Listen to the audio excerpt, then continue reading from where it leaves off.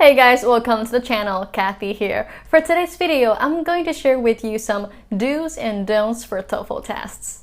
If you're watching this video right now, then maybe you're just like tens of thousands of people out there each year who are preparing for this test, either for study abroad, immigration, or job requirement.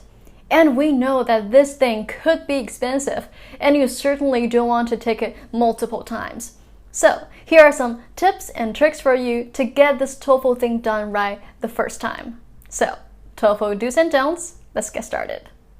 The number one thing to do for TOEFL, and the most important thing, is to practice. I know, it's such a cliche, but you need this to get to the second most important thing for TOEFL, which is number two, you need to develop your own strategies. And that is something that can only come from your extensive practices. For example, ask yourself a few questions. Do you prefer to take notes during the listening part or not take notes? Do you read the passage first and then answer questions? Or read the questions first and go back to the passage and locate the information? How many words you need to speak for a 45-second speaking task?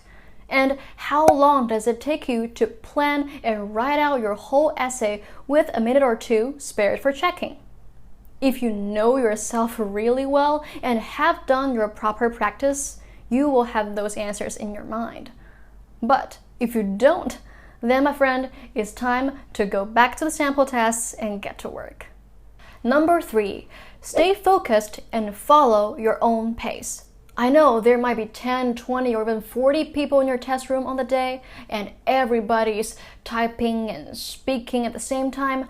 I know it can be so hard to stay focused, but you need to train yourself to be able to do that. It's normal that you can hear someone has already started their break or started their speaking section, or they're typing so hard on the keyboard, but worry not. It doesn't mean that you are behind anyone. Don't waste your time worrying about things you can't control. Stay focused and maintain your own pace, as if you're just having another practice test at home. Number four, set SMART goals. Once you check with the requirement from the institutions and decide to take TOEFL test, one thing you need to do first is to set realistic and achievable goals. If you need to pass a specific score for each section, say you have to hit the score above 25 for reading and listening, and maybe 23 or above for speaking and writing, then you need to devote your time and effort correspondingly.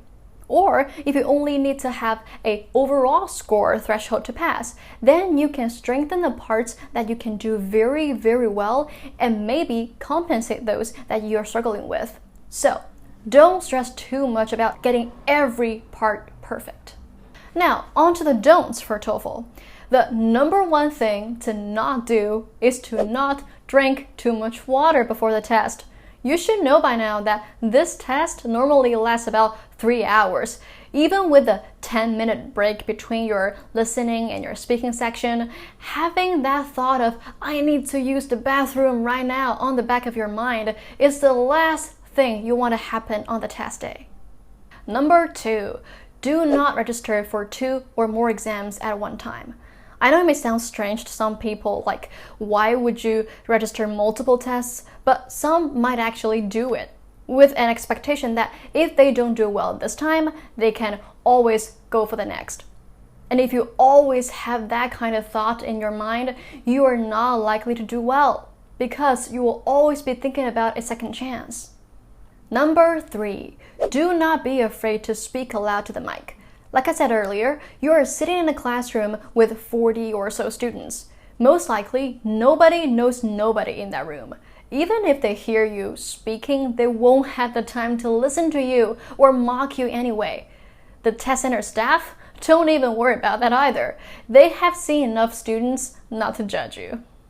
Number four, when you are prepping for the test, do not fixate on vocabulary and grammatical rules that much.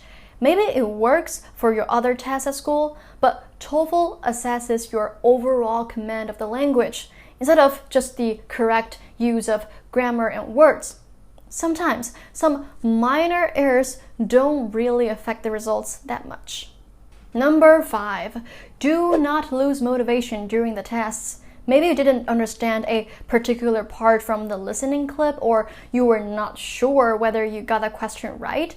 Don't let it get into your head and haunt you throughout the later sections of the test. Let it go and keep up your momentum. It's not worth it to hover around the questions that you can no longer change answers to. I hope that have made you guys relieved a little bit when you're prepping for this TOEFL test. Don't be too anxious or worried about it. You will be rewarded if you have done your proper homework and practice. And that's all for me today. Thank you so much for watching today's video, and I will see you in the next one.